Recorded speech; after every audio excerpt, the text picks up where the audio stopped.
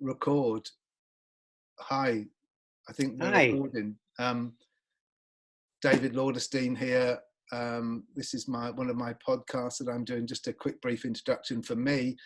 Just want to do these podcasts at this time to look at how we can support people. I'm calling on friends and colleagues that I've been in contact with for since the early 80s and 90s, and just really want create a platform where people can come on and learn tips and do things that they can support themselves during this quite challenging time for us.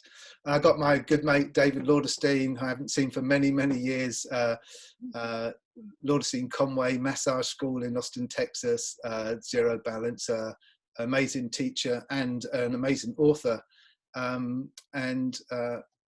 Yeah, David, hi, thanks for coming on my podcast with me. What's happening, eh? It's a funny thing going on in the world. What can we do to help ourselves if we're stuck in the house, with someone that we don't want to be with, I don't know, or you're on your own, or you're with your lover that you're now spending more time with? How can we do things to kind of look and support ourselves? Yeah. Over to you.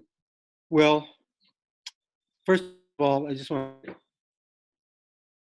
both in acupuncture and zero balancing and bone yoga. I mean, what a resource you are for people. So good job. Thanks. And for me, at least, and I'm home alone most of the time now. I'm framing this as a reset. If we'd asked everybody in the and forget about earning an income for a month or more, people would have been, you're out of your mind, and this is a forced retreat. I mean, almost literally a retreat from industry, a retreat from capitalism, a retreat from so much of what we identify with, a retreat from the freneticism of some of our lives. And some people I know are saying their lives now are more stress-free. Yes. It's very easy to get wrapped up in,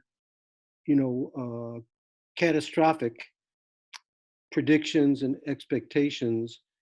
And yet, what is most striking in some ways is how this virus has caused us to move from industry to a kind of a positive idleness that is forcing people to look inside and stay inside. Yeah.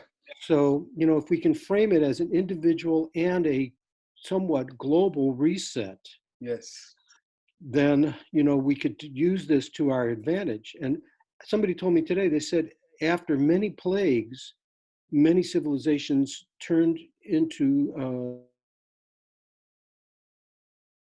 so a plague is often a stimulus to a big change. Yeah, you cut out there. So the plague is often a stimulus for a big social change, big cultural change. Yeah, we're going to have that for sure. So we're saying, do we go doom and gloom, or do we say we take this as an opportunity, and there are things that maybe there's something really cool on the other side, both in terms of the world economics, but also ourselves, because we have this opportunity.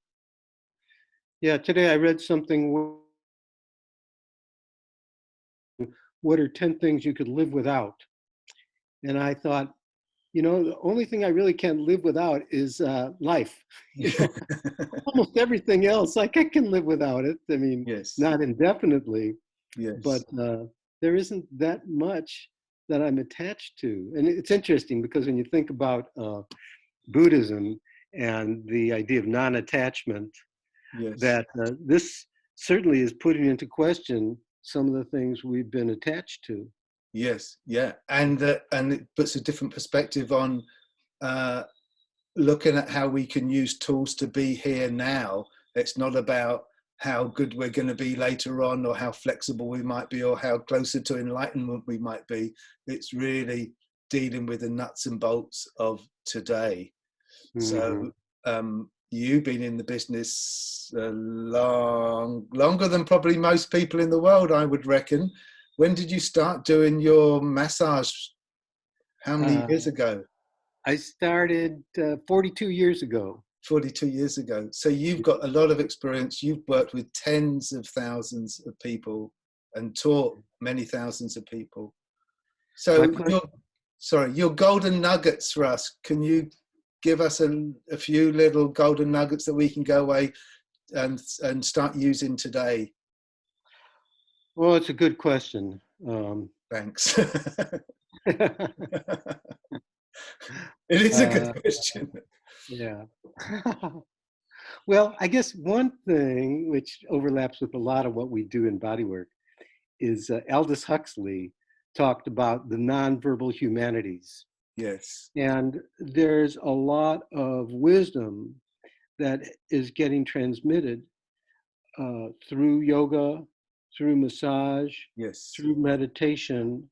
And so much of our education was verbal, but so much of our deeper knowledge, intuition, and wisdom is not verbal. Yes. And you know, a way to access that is, you know, of course, through doing therapy, through yoga, and so on.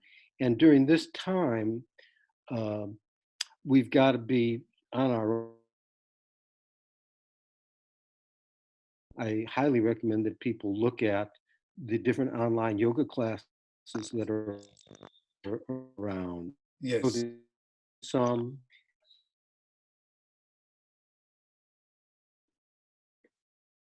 I'm not sure what's happening with the sound a bit.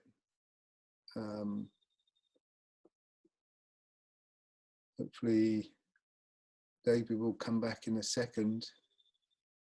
It's amazing, isn't it? I think I'm probably still being recorded and David's just on a freeze. So his beautiful pearls of wisdom